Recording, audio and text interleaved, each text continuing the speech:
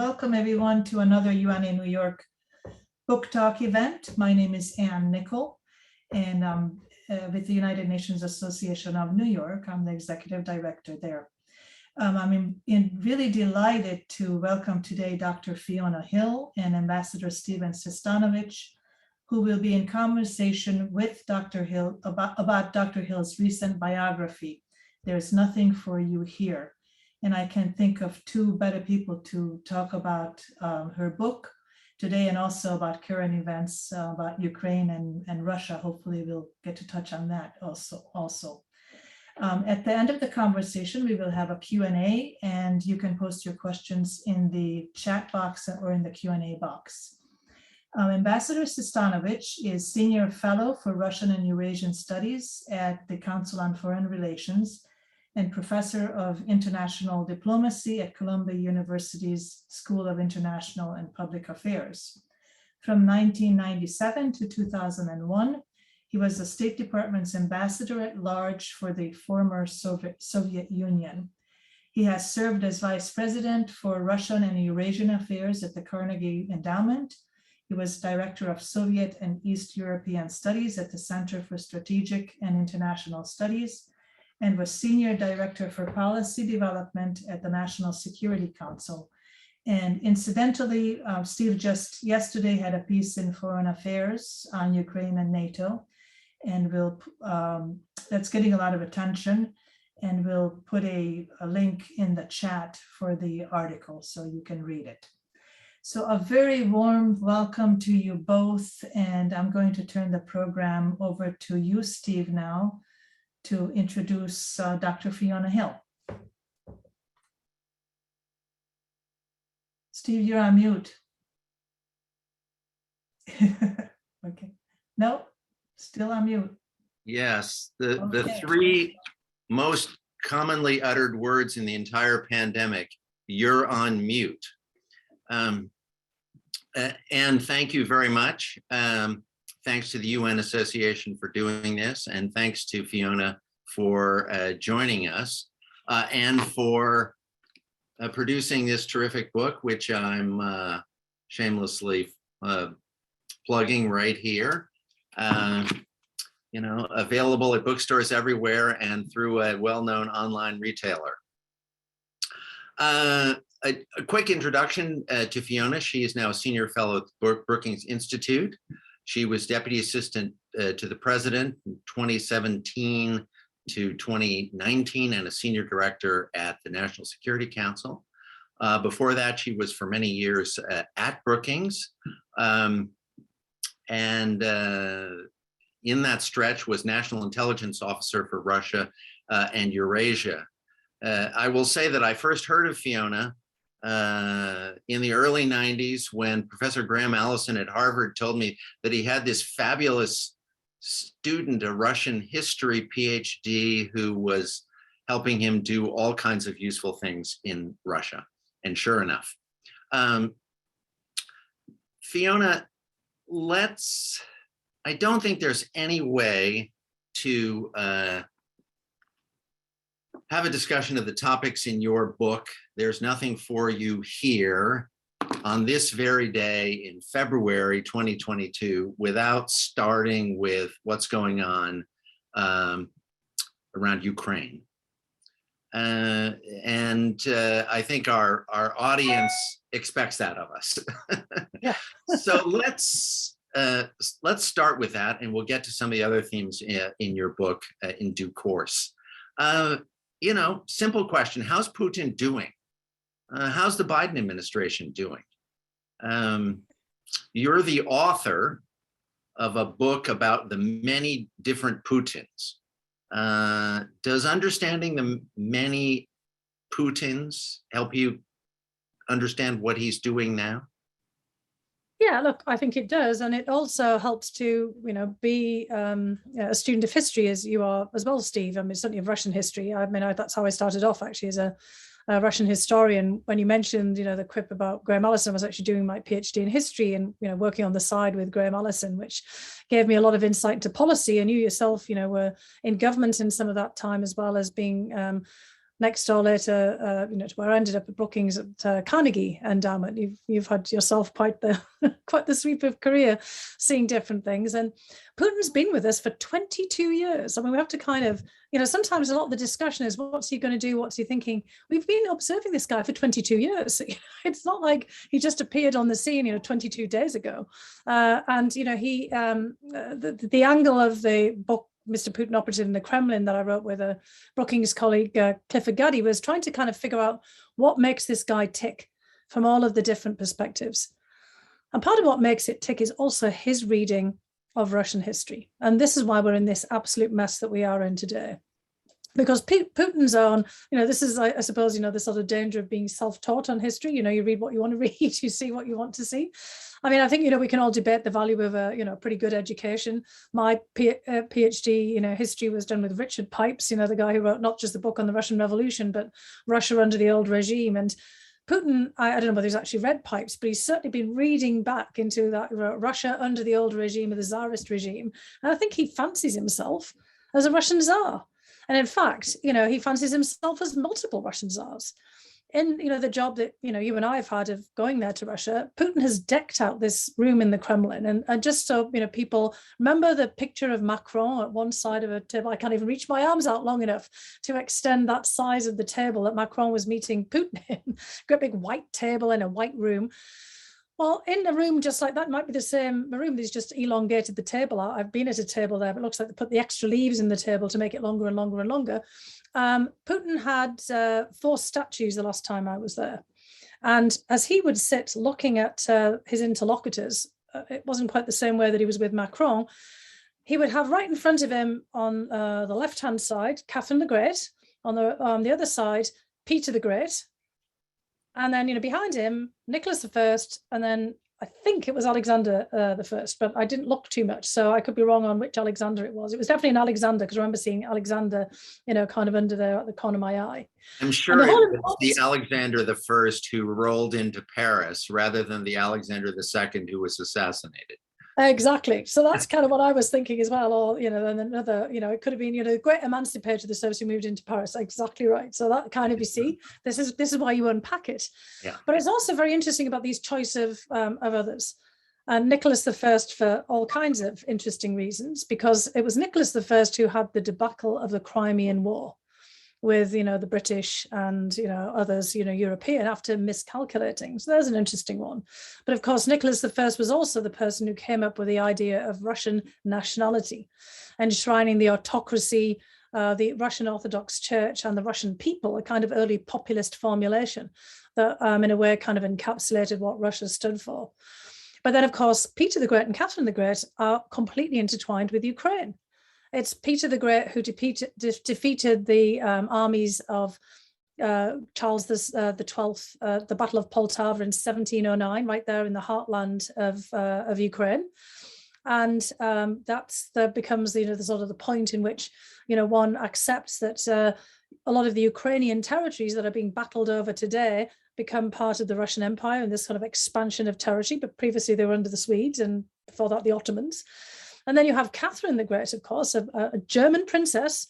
And Putin is a fluent German speaker. So, that's his inner, kind of Tsarina, not just the Tsar that he's trying to sort of channel there, because he's very much tied up in his whole concepts of Germany. It's Catherine who annexes the Crimea and establishes not just the Potemkin villages that were put in place by her lover, Prince Potemkin, to impress the empress about how much things were getting built up in and around those Ukrainian lands that had been sort of slightly empty of settlement. But it's also her who lays claim on a lot of the territory that Putin is laying claim on today.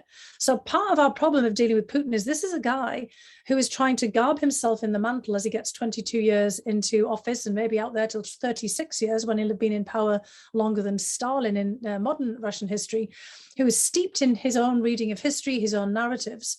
And that's our problem, to get back to the part of your question about how then the Biden administration, I mean, of course, we have our own narratives, but they don't, right now extend to the kind of terrain that Putin is operating in. We've got treaties, agreements, kind of institutional arrangements that date back to the end of World War II and the end of the Cold War. But we're not in there in medieval history, early modern history, rootling around with Putin, and we're trying to sort of push back on a different front. So just one thing to say, first of all, that we have to understand, and then, back over to you, that we're in a different frame from Putin in the way that he's thinking about things. Right. Probably we should ask ourselves whether knowing too much history can incline you to screw up. It can. But last month you had a piece in the New York Times in which you described Putin as a master of coercive inducement. And I wonder whether you think his performance so far is masterful. You were giving him a lot of credit there, but almost a month has gone by and he hasn't produced any particular results yet, other than a stream of visitors, a kind of rope-a-dope diplomacy that Western governments are inflicting on him. One Russian commentator said, I liked the bluntness of this formulation, this entire ostentatious diplomatic blitzkrieg has come to nothing. Would that be your reading, or do you think he's doing well? And I started by asking, how do you think the Biden administration is doing? What grade do you give them? Yeah, look, part of the reason, for writing that article, as we always do, I mean, you do these, as well, Steve, is to, put people on notice about some of the things that are happening. Yeah. And, you're only masterful until you're outmatched, right? And, the one thing is to sort of remember that, Putin thinks of things in a sort of like a tournament. We always talk about chess and other things when we think about Russians, because of course they are masters at chess, but occasionally you can be, kind of checkmated, or you can be, kind of blocked on the board. But Putin is also very proficient at judo. He actually, kind of many people have talked about this, but it was a big theme in, the book that Cliff Gaddy and I did, that, he thinks of things as bouts and tournaments. You don't always win, but, you're trying to prevail over the longer term. Yeah. So far, I think it's a bit mixed. He's got our attention, which he certainly wanted to do. These exercise that we've been seeing, these are preparation for an offensive action, an invasion. These are not the kind of exercise we've seen in the past, which are always against some kind of contingency where we or somebody else goes in, depending on, which side of the country these are taking place. Those are usually defensive, but with an offensive defense. This is purely offensive, what we're seeing. It's categorically different from before. He's moved men and equipment from the Russian Far East, from the borders with China, clearly, getting the nod from President Xi of China, nothing to worry about there. So we can, make this unprecedented movement. And he's basically shown to all of us what he's capable of and, what he could do. He's opened up a lot of options. And then, of course, they've tried to keep some operational surprise by constantly saying, no, they're not going to do this, they're not going to do that, as we kind of call them out. And by the way, I think the Biden administration has been really good at calling them out, because it kind of reduces then the ability of operational surprise. If you're pretty sure they're going to pick one of these particular options, it might narrow those options down. But the problem is that Putin's given himself a lot of different things that he could do here. Mm-hmm. And this is where it's not over yet, right? Just because he didn't invade yesterday, as we might have been getting some of the information about, doesn't mean to say he's not going to do something. They've called it, euphemistically, the Russians, a military technical response. They could try to assassinate Zelensky. They could try to, kind of basically launch a massive, cyber operation. They could have subversive covert forces, which they did in, Crimea. And the other thing is that they can position themselves in such a way to keep the pressure up for a long time. So I think the Biden administration has done pretty good now in the moment. But what are we going to do for the long haul? And I think that's the problem. What we've seen now is the Russians have completely turned on their head a lot of the expectations that people might have had about where we were headed over the last several years. And we're going to have to now deal with a very different setup, and a Russia that is now absolutely clearly hell-bent on basically taking control of Ukraine one way or another, and basically overturning the current existing European security arrangements. Yeah. Fiona, I want to go back to one of the parts of your book that we're still a little bit on Putin here, but that will, of course, be especially fascinating to many readers. And that is the interaction between Donald Trump, your president, and Putin. What was the nature of that affinity? You were sitting there in those meetings, and you saw the two of them interact. How would you describe the impression that Putin made on Trump that was so positive? What was it that inclined Trump to like this guy? Well, there are Was two it different just another case of, Obama not liking Putin, and so Trump was determined to do it? Or there could have been some element of that, Steve. You're probably right, because there was, an awful lot of things that I saw in which Trump was just hell-bent on unpicking anything that Obama had ever done and sort of trashing him and everyone else, actually, just to be quite clear. Trump's point was that everyone who'd preceded him, with perhaps a few exceptions, and even then it wasn't it was damning with faint praise. Everybody else was an idiot. And I mean, that's literally what he said. Even when it came to, kind of supposedly, I mean, it was part of the Republican Party. I never saw any evidence of it because he was always, again, even equivocal on people like Ronald Reagan. And even George Washington and Abraham Lincoln didn't always come out too well in some of the commentary, or Andrew Jackson, who he purported to be, admirer of. It was clear he didn't really know what Andrew Jackson did and didn't do.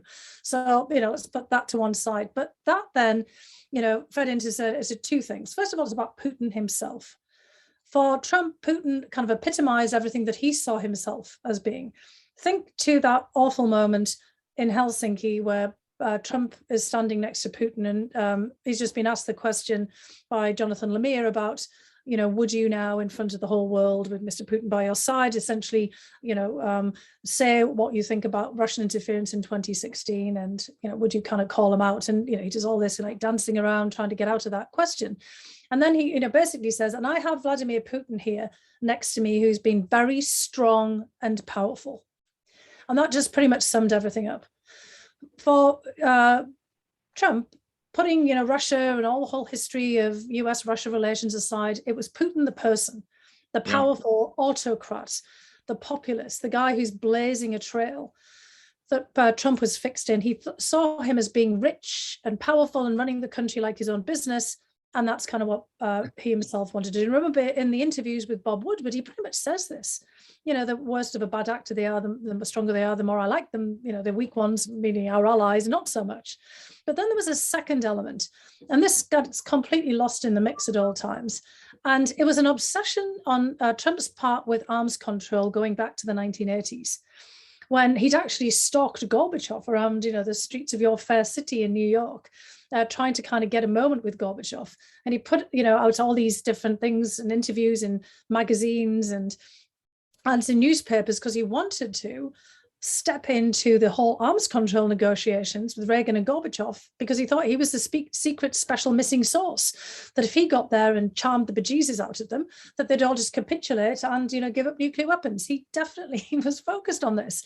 And, I'm making a bit flippant about it, but, this is a tragic part of the whole endeavor there.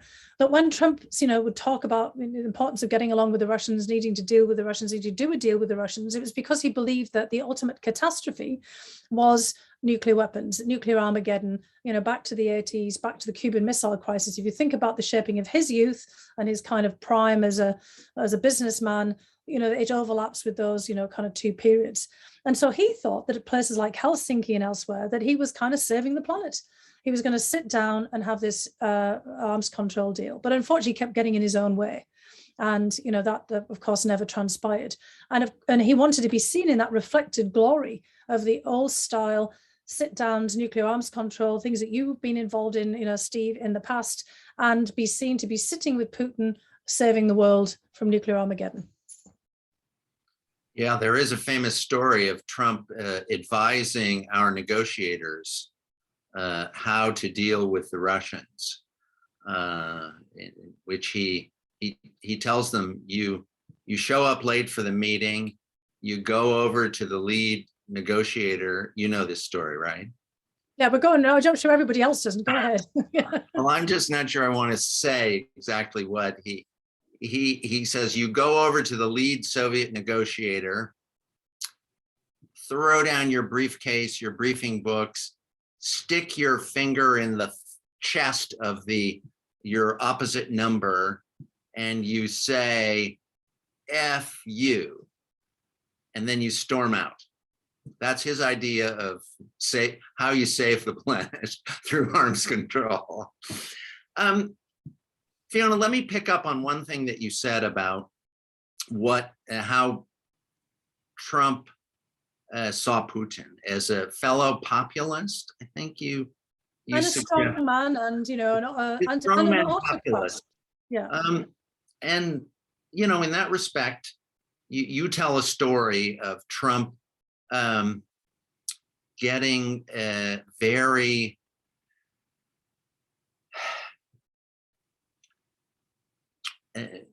great deal of support from the populist moment, from stunted upward mobility, obstacles to growth, to sharing in the American dream.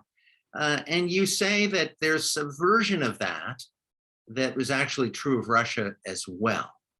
And that's some of Putin's political formula as well. Can you say a little bit about how these two leaders saw their sources of support and the people that they had to serve? Because you could easily describe Putin's support differently. That is, that he had a solid base of support because he actually improved economic conditions in Russia on his watch. The usual number, per capita household income going up 4 times in real terms. So he was riding a wave of upward mobility. And yet he somehow still manages to have a certain kind of weird populist moxie. How would you compare the two, and especially describe Putin's sources of support? Yeah, I mean, there's obviously some pretty significant differences between Russia and the United States, demography, history, the kind of the nature of the country. And we had a pretty good 90s, and as I recall, their 90s were a little less good. But they actually think that we're in their 90s now, just to be clear, because I mean, a lot of the Russians mirror image, and I think you're very well aware of that now. I mean, one of the reasons that we're in this mess is partly because Putin thinks that we're going through the same time of troubles that they had in the 1990s, that he wrote to, the presidency on as well, as Boris Yeltsin's chosen successor at the very end of 1999, because in that period, Russia was insolvent, a complete collapse of the economy, which you can't actually say about the United States right now, but it might look differently when you highlight inflation and the after effects of the pandemic. But there was also political chaos, polarization, mass unemployment, and Russia had been seen to lose its international position after the dissolution of the Soviet Union, and it had withdrawn from Afghanistan. So there's quite a bit of mirror imaging going on there on the Russian side of things.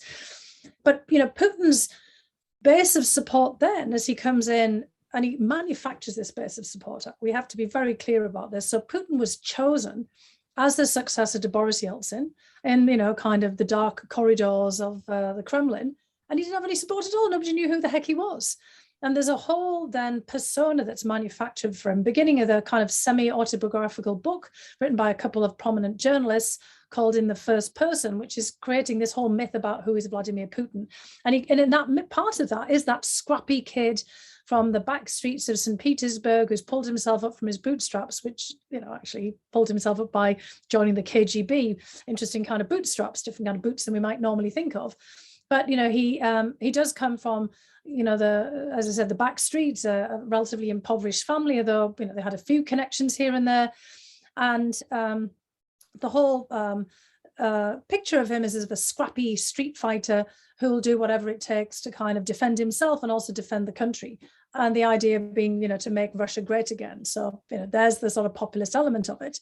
Mhm. And over time, as you said, I mean, he rides actually this incredible wave of upward mobility because oil and gas prices, the two mainstays of the Russian economy, soar during the time in which he's in office initially. From basically that first 2 terms of him being in power from 2000 to 2008, before the Great Recession, the financial crisis of that, later period, the Russian economy takes off, and Putin benefits from all the things that basically Boris Yeltsin didn't have when the country went essentially bankrupt and belly up. And Putin's mainstay of support then is pretty much everybody in those early phases. But as time has gone on and he's kind of moved into the other phases, the kind of things that we see now, a lot of the mainstay of his support are those who are in the public sector, which is about 60% of the population work for the state or state-owned enterprises, because there isn't, really as much private enterprise, obviously, as here in the United States. It's not small business owners, but, the little guy who works on the factory floor of a big manufacturing sector that's owned by the state, or somebody's in the KGB or the military, or, kind of working for the state in the bureaucracy. But it's also the people from the old industrial cities and regions of Russia that have fallen on hard times. And that's, what I talk about in the book, is that Trump picks up on this too. I mean, we know there's a lot of billionaires who supported Trump. And there's a lot of, small business people, and people are very individualistic, and there's a kind of a cultural aspect to everything, and the kind of culture wars, which Russia plays as well, and Putin plays to the hilt. But there's also, people who, from the Rust Belt, the 70,000 votes that got the Electoral College for Trump came from 3 counties in 3 states that are in, the Appalachia, the US Rust Belt, where people have lost their livelihoods, lost their sense of identities and place in the United States that came with them over, several decades, and really were hit hard by the Great Recession, 2008, 2009. And although that's not the mainstay of the support either for Trump or Putin, just the kind of the working class or the middle class or the disaffected, it forms sufficient of a large group that they can play to. So Trump was always talking about giving jobs back to coal workers, coal miners and steel workers, and saying that he'd done more for coal miners and steel workers than any other president previously. Putin panders to, coal miners and steel workers and others as well in the Russian context, and those who work in big, what used to be tank factories but now tractor factories, for example.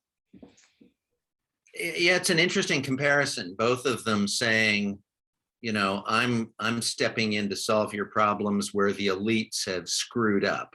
That's right. You can easily hear Putin saying, as Trump did at the 2016 convention, only I can fix it. Yeah, which is what he says all the time. And, you and I have written articles about him being Mr. One doesn't have to just imagine it. Yeah, I mean, think about, what we used to watch is, these call-in shows. I mean, I've got tired of watching them, where Putin just opines for hours, not dissimilar in some form to Trump's rallies, which are much more spontaneous, but large crowds. Putin's very orchestrated. But literally in real time, Putin will have people running out to fix potholes in, remote cities because they've filtered all the questions beforehand. And Putin wants to be seen to be doing everything from, giving a little girl her dream to go to the Bolshoi Ballet to fixing, the old lady's pothole that she's been complaining about outside her apartment block for years. I want to encourage people in our audience who have questions to put them in the Q&A function. I see several there, and you can also add questions in the chat, but it'll probably be easier if we just do them in the Q&A.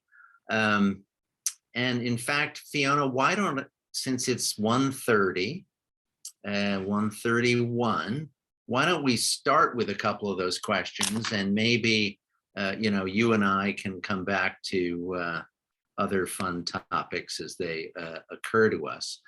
Here's the first question that we got. Is Putin justified in viewing the US base in Poland as a threat to Russia?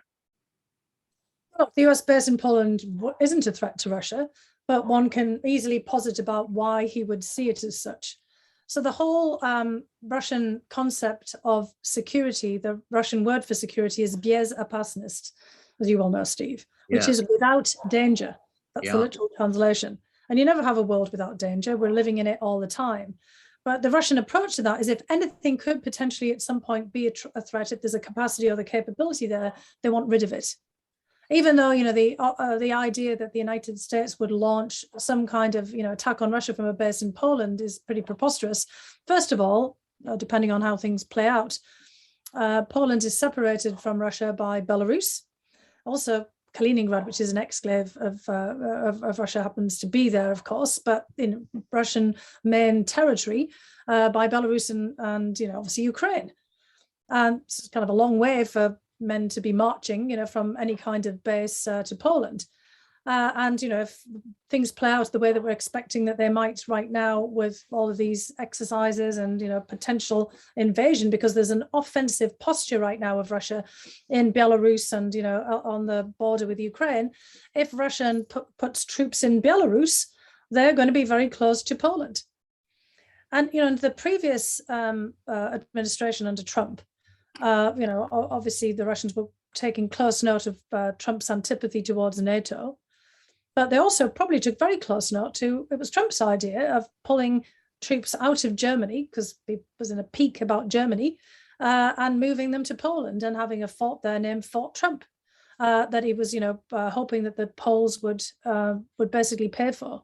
So actually he was, contrary to, the interest in Putin, he was actually moving into or potentially maneuver into in a space which Putin feels as rather alarming. Now, part of that goes back to history again. Recently, along with all of the drama about Ukraine and Ukrainian history, and Putin's been writing essays about how the Ukrainians and Russians are very closely linked together, there's been also strange commentary about the Polish-Lithuanian Commonwealth, which hasn't existed for centuries. And Poland and Lithuania obviously circle around Kaliningrad. It's the only place that actually in Russia is encircled by NATO countries. Belarus, they're kind of like a little sliver in between them. Not yet a NATO country. Exactly, not yet a NATO country, and probably not likely to be. And then the Russians have been going on and on about the Polish-Lithuanian Commonwealth and the kind of threats from the Poles and the Lithuanians, sort of potentially going back into history. And of course, Russian National Day commemorates, the expulsion of Poles and invading Polish armies into Moscow from, around about that era. But, we also have to remember that Poland was partitioned multiple times by the Russian Empire. Poland at one point was part of the Russian Empire, the Grand Duchy of Warsaw. And Catherine the Great was involved in all of that as well. She was purportedly the lover of many people, but one of them was, the Polish prince, kind of King Piankowski. There's all kinds of intrigue there. And so Putin, let's just has a bit of a proprietary interest in Poland as well. He certainly thinks of it as part of the patrimony, or the kind of equivalent, if you're thinking about the empress of all Russia's, Catherine the Great, and sees Poland within the orbit and the sphere of influence as well. So from the perspective of Russia's and Putin's read of history at present, it's really Putin's read of history. Anything that was part of the old Russian imperium, not just of the Soviet bloc, is seen as threatening if it goes in a different direction, joining the EU and NATO, or even worse, gets US troops based there. Yeah. Fiona, I would add a little additional bit of history, which doesn't go back to quite so long. quite as much. Although I remember in 2014, after Putin gave his speech about annexing Crimea, my 3-word summary of the speech was, "I am Catherine." Yes, exactly. Yeah. But, more recent history, I think, is very relevant here. For almost 20 years, the United States had no permanent installations, very limited facilities in the territory of the new members of NATO, because it had reached an agreement with Russia that it wouldn't do that in deference to Russian concerns. NATO said, we're not going to have significant forces. And so, you had the occasional ship visit, but all of that changed in 2014 with the seizure of Ukrainian territory and starting of a war in Ukraine. The result was NATO members suddenly thinking, wait a second, we need a little more protection. So you could argue that that base is entirely Putin's doing. If you want to try to figure out where it comes from, it doesn't come from right.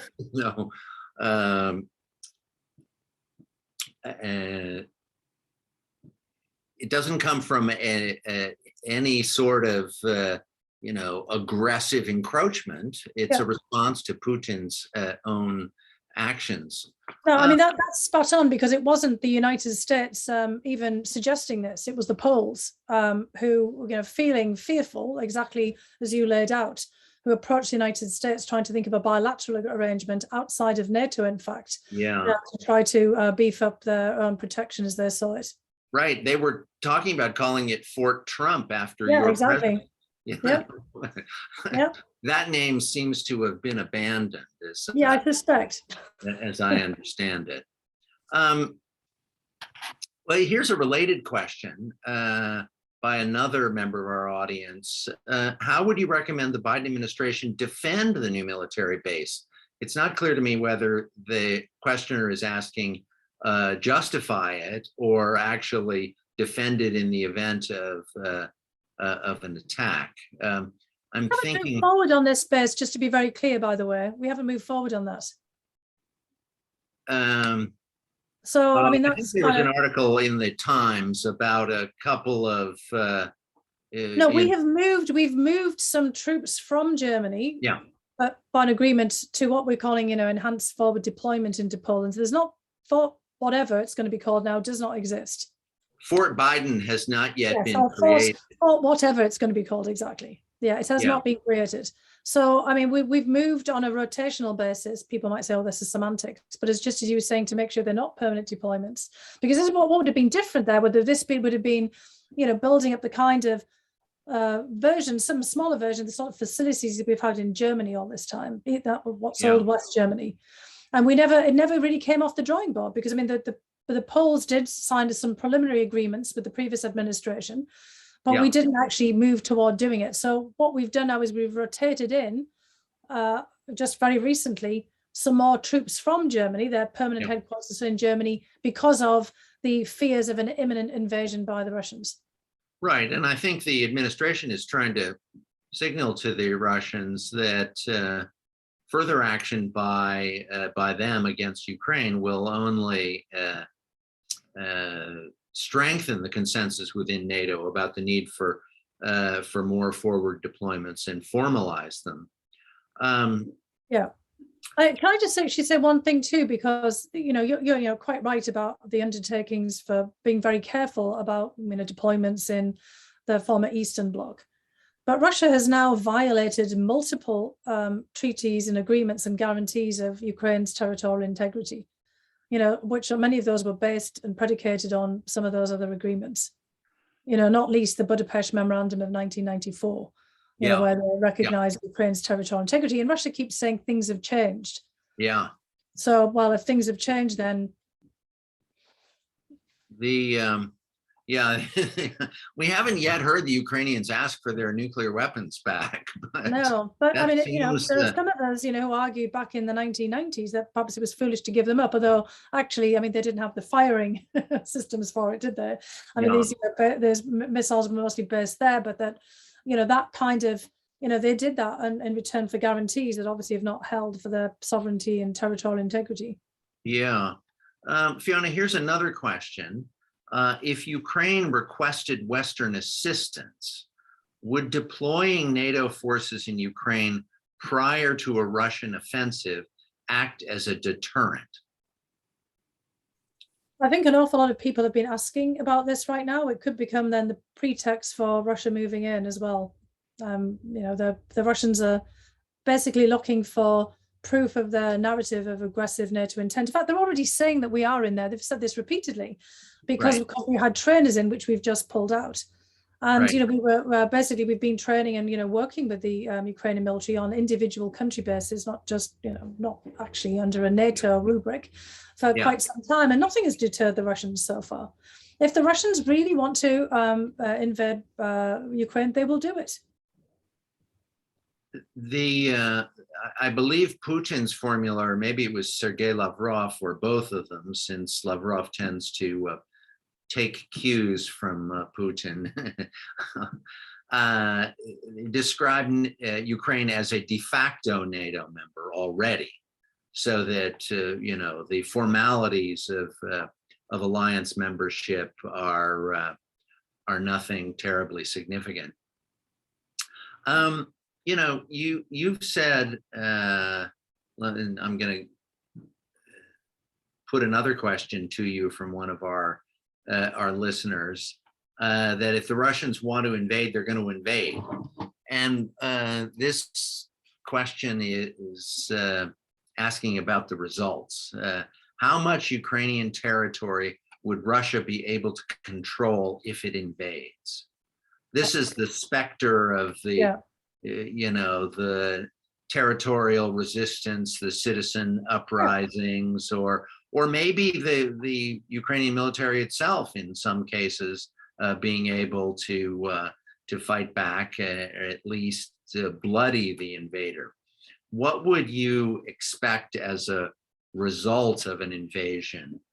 Obviously, it depends a little bit on the kind of on the reach of the Russian forces, but give us your thoughts about what happens in Ukraine if the Russians invade. Look, it depends on what exactly we mean by control as well, right? Yeah. Because, you know, look at Donbass. I mean, it's not like, you know, the Russians have got proxy forces there. They pretend they're not there, but they are there. And really what they've tried to do is, you know, build up militias and, you know, bring in all kinds of paramilitary and other groups, Chechens, you know, kind of Russian guards, you know, reserve forces from all over the place. Well, you know, one point they were using Afghan veterans and biker units. I mean, clearly what the Russians hope is that they will get similar sort of support from other groups inside of Ukraine itself. Now, they tried that after basically they sparked off the current round of conflict in Donbass and they'd annexed Crimea. They tried to push using the same formula, trying to kind of stir up local militias all the way down along the coast of the Sea of Azov, cities like Mykolaiv, Mariupol, you know, the port cities. There's Kherson, which is right on the kind of the edge of going down to the peninsula of Crimea, and then down as far as Odessa. And it didn't work out as they thought. They're this old idea of new Russia, Nova Russia, which is again picking up from Catherine the Great's idea. And, you know, they deluded themselves into thinking they were going to get a lot of support. And in fact, there was some pushback. And I mean, they did that through covert subversive operations. Now, they could go in there and, you know, we've seen them moving amphibious landing vessels, you know, sort of ships with amphibious attack capacity. They could take Odessa. They could certainly kind of hold and keep a, you know, a big port city. But then what do you mean by control? You know, what does that mean, control it? I mean, they can destroy an enormous amount of infrastructure and people. I mean, look what they did in Chechnya in the 1990s. That's part of their own territory in the Russian Federation. They carpet bombed the place. Hundreds of thousands of people were killed, mostly Russian, ethnic Russian, elderly ladies who lived, because Grozny, the capital of Chechnya, was a predominantly ethnic Russian city.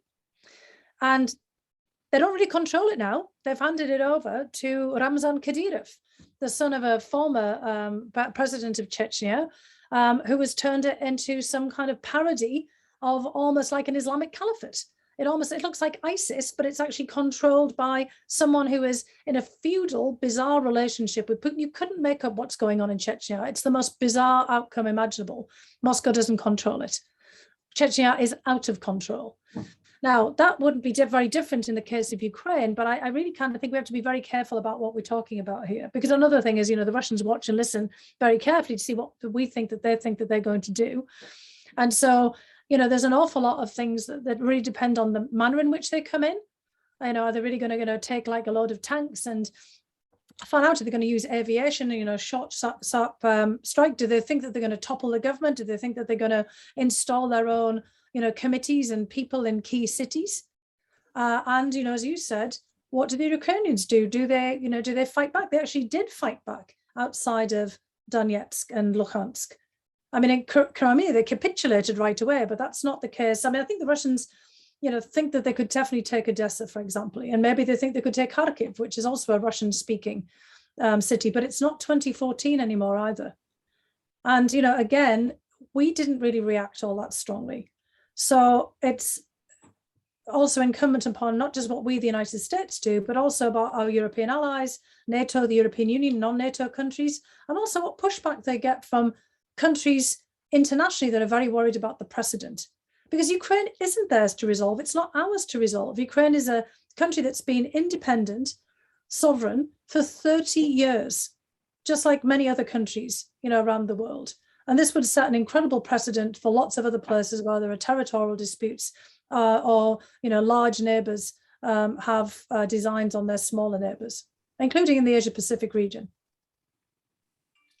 Your reference to the bikers the night wolves. Yeah, one of Putin's most sort of demonstrative middle fingers to American leaderships was his what he did after his meeting with President Obama in 2009. He got up out of that meeting and took off his suit and put on his cool biker gear and his dark glasses, and then went and met with the bikers who were on their way to Crimea. That's right, they were. Yeah. And he rode on one of those really cool, but also much safer, three-wheeled bicycles. It's an image that's worth looking at. Yeah. Fiona, we have another question about domestic political factors in Russia and the USA that influence the behavior of these countries during the current crisis. How do they influence each side's strategy? Well, on one hand, Putin is and can be described, to some extent as a unitary actor. He doesn't really have any checks and balances on him. He doesn't have, what Biden has, which is the scrutiny at all times, every day of the domestic press. That's been pretty much muted completely, if muzzled, if not pushed out of the picture. I mean, Putin gets a lot of scrutiny from the international press, but it doesn't really matter on the home front all that much. He doesn't have any opposition because he's either, basically put them in a gulag like Alexei Navalny, or, marginalize them and push them out. Within, the other checks and balances on the presidential system, remember, he doesn't have a political party. Just, kind of the United Russia isn't his party, he's not part of it. It's just kind of as a sort of a movement in support of him. The Russian Duma is a rubber stamp Duma. Don't anybody think for a second that this was, kind of independent action on the part of the Russian Duma to have hearings about recognizing Donetsk and Luhansk? Not at all. I mean, this was obviously at the behest of the Kremlin. He doesn't have Ted Cruz and Josh Hawley holding up his ambassadorial appointments at a critical time. He doesn't have the midterms to worry about. He does have the elections in 2024. And I think that actually, not our elections, but his elections, which will, kind of come together. Because, all of those things I've just said that Putin doesn't have, Biden has to worry about. So Biden, it's very hard to get collective action in support of what he's doing at home as well as abroad. And Putin has, kind of managed to get President Xi to clap him on the back and say, you go for it. And, we'll be over here, watching from afar and taking note, no doubt, about, things that we might be able to do later. But he does have to worry about 2024 and how legitimate he looks. Does he still have popularity? It's been flagging somewhat. And, Steve, you've recalled, kind of the period of annexation of Crimea when he said, look at me, I'm Catherine, as you said in his sort of 3 words. But he also, in annexing Crimea, boosted his popularity ratings at home through basically through the stratosphere. It was kind of, what goes up has to come down, because it went up so high, it was universally applauded, embraced, everybody. Look, even people here thought, wow, yeah, they speak Russian, and it was the Russian Black Sea Fleet and Catherine the Great and all that history. I said, people said, well, yes, it should be part of Russia, obviously. Well, that doesn't cut it for the whole of Ukraine. And it doesn't even cut it, frankly, for Crimea. But, that's Putin thinks that's by the by. he has to do something that puts him in the best possible light. He has to look like he's outfoxed the West. He has to, he's basically wants to be the person who hasn't lost Ukraine on his watch, because Ukraine slipped further and further away from Russia in the time that he's been president and prime minister and president again in 22 years. He wants to bring it right back in the fold and subjugate it. And that's because he can play the hard man and be strong and powerful for his own group. I mean, he has to go into 2024 with a head of steam behind him, showing that he's outfoxed and outmaneuvered everyone. And so failure, there's a very high bar there for Putin. He's got to actually show that he really has got to come into, has really done something here. Fiona, you used to be in charge of the, not just Russian studies at Brookings, but the European program in general. So here's a question that picks up on that. It's about German dependence on Russian energy. In what way will that limit German support for sanctions set by the United States against Russia? Well, first of all, the Germans have messed up royally on energy policy. And, I guess we could say, Steve, right, that they've been doing that since 60s and 70s, when they first made the decision to sign long-term gas contracts with the Soviet Union. And you might have some commentary on that because you've been observing this for, obviously a very long time as well. And so, from the United States point of view, we've always worried that they would get themselves into the very situation that they are in now, where there's not just political, but economic leverage that's in Russia's hands. And, a series of real missteps by the Germans, over a long period of time have made them more dependent on Russian gas than they were before. After the Fukushima disaster, they decide to pull away from nuclear power. The French, of course, don't have these problems because the French have this, really very significant nuclear power generation capacity, and they've been exporting some to Germany. And Germany said, "Oh no, we're not actually even going to import, nuclear produced electricity." At one point, they may have gone back on that. They also have got very ambitious carbon targets, which most of the European Union does, which are not really realistic to be able to move away from hydrocarbons. And they were going to use gas as the transitional fuel. And I think we also kind of missed the point that Germany uses enormous amounts of coal, lignite, dirty coal, which is highly polluting. And, they continue to actually keep opening up new coal mines because they've made such a mess and a botch up of their energy sector. They don't have a national grid, although they're working on this. We've been pushing them to import more LNG. They've been building a terminal near Bremenhaven in, the North Sea. There's an awful lot of things that they didn't do because of COVID and the pandemic and the economic downturn. They didn't build up the storage capacity, not just them, but elsewhere in Europe. But Germany's really been the country that stands out for botching its energy and fuel mix. They know that. So they have been trying to address it, but the Russians know they're not going to be able to address it anytime soon, which is why Nord Stream 2 has become this major flashpoint. And it's another reason for why Russia's striking now and, trying to put pressure on Germany, because this is the period of maximum pain that they can inflict on Germany. After this, obviously when they cut off the gas to Ukraine back in 2006, Europe should have done an awful lot more to diversify away, but they did the opposite, in Germany. But after this, and after the climate change conference in Glasgow, last year, it's very clear that Europe's got to get its act together, and Germany's got to make some changes.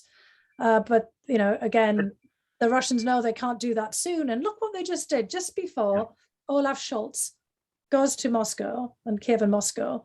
The Russians announced that the former chancellor, Gerhard Schroeder, former key person in his party, in Olaf Scholz's party, is going to be on the Gazprom board. It's basically a big finger to Germany saying, okay, good luck, with everything you're doing here. We've got you. But Fiona, let me push back on this a little bit. I would say the Russians have systematically overestimated the leverage that this energy relationship gives them with the Germans. In the early 80s, you had a crisis in US-German relations over a pipeline, but Germany ended up being the strongest supporter of the Reagan administration's missile deployments in Central Europe, and inflicted a huge defeat on the Soviets. In 2014, the Germans sort of dragged their feet, but they were, as ready to support Allied unity as any other major NATO power. And right now, months ago, people said, oh, the Germans will not be part of the team. And yet the Germans look as though they are part of the team. Yeah, look, I agree with you. I'm just laying out how much they've messed up on their energy, because they've made themselves more vulnerable over time rather than less. So this is exactly what Putin is banking on, that what I just said. But as you've said, the Germans have actually, when push has come to shove, stood up. And I think Olaf Scholz was very aware of that. Right. I mean, he's made some comments about it. I mean, they wanted to have degrees of ambiguity about what they were going to do themselves. They hoped operational surprise. But also, Germany's going to have to work very close with the rest of Europe. We can see that other countries have actually divested themselves from that same kind of vulnerability. The Poles, the Czechs, the Slovaks over time, the Finns and others, though they have, more gas coming from Russia, they've reduced that down in their fuel mix to reduce their vulnerabilities. So this is going to be a real push, I would say, to, the Germans really over, the next few years moving away from this. I mean, I think that, as you're saying here, by the Russians making now, we've been saying to the Germans for years, look, this is a real vulnerability. And they'd always say, no, mutual independence. Now they see it extraordinarily clearly. And there's a debate inside of Germany about how to tackle that. But Russia, Putin really thinks, so I was at a dinner last night with the foreign minister of a European country, and their undersecretary of foreign affairs, who deals with the Russians all the time. And that individual said, basically the Russians, Putin always says, we can buy whoever we want to in Europe. We can stop sanctions. We can stop all of this in the tracks because we can buy people's political systems. And that's what they were basically saying to the Russians, to the Germans, look, we can buy you with Gerhard Schroeder. Now, Scholz seems to have actually said something quite different. So I do think, right now we are watching Germany to see if they're going to follow through on the very strong, positions that they've taken recently and that they've, taken in the past, like you've said. Fiona, we are running out of time, but I have one question. Yeah, I thought when Anne rematerialized, it's like that. I want to give you an opportunity to answer one last question very briefly, but it gets back to the occasion of our meeting, which is your book. And that is, the question is, what's the title of your book speak to? So if you want to give us the 60-second version of the book message, that would be great. Yeah, well, the book's title, There's Nothing for You Here, is what my dad said to me when I was leaving school in 1984 in the UK, where there was a massive unemployment crisis after, the closing down of all the old formerly nationalized industries. My dad was a coal miner, lost his job repeatedly, kind of basically lost his whole sense of identity, along with the closing of the coal mines. And he basically told me if I wanted to have a career, make something of myself, I'd have to go somewhere else. And there's a link back to all this work on Russia, because I decided that I wanted to study Russian in 1984, because it was the backdrop of a war scare over the placement of Euro missiles. I mean, something, Steve, that you will remember very well, because you were working in and around the government at that very time. And I decided, to try to figure out, why did the Russians want to blow us up? What had happened here? And I get the first sum of money to go for a Russian course from the miners of the Donbass, because I go to university against the backdrop of the British miners' strike in 1984, 1985. And the miners of the Donbass, along with miners, elsewhere around the world, sent in money for the miners of the north of England. And some of that money made its way to me as a scholarship to go and study Russian. And so, there was all of those kind of things linked together. But of course, the title, talks about the rise of populism on the back of grievances for people who've lost their jobs and their identities. But it's also a cautionary tale that, if we're not careful, there'll be nothing for us here as well, given the rise of populism, the polarization in our politics. And, if you look like somewhere like Russia, which I use as a cautionary tale throughout, as Russia has become more repressive over the last several years that you and I have been witnessing, a lot of people have said that to themselves in Russia and have left the country. And so, the title is, something my dad said from a socioeconomic point of view, but can also come from a political point of view. So the book is both a kind of a story of how we got here in terms of populism, but warning about where we might end up if we don't try to take some action against it. And I'm always very grateful to the miners of the Donbass. When I think about, I wouldn't have studied Russian if it hadn't been for their money. We will leave without comment the thought that it was really the miners of Donbass that were contributing to your scholarship, Fiona. I would tell you in the Reagan White House, we would have had a skeptical view of whether that was really the money from the miners or not, right? Yeah, exactly. And I think we are having too much fun, and we'll have to call this to a halt and turn things back over to you.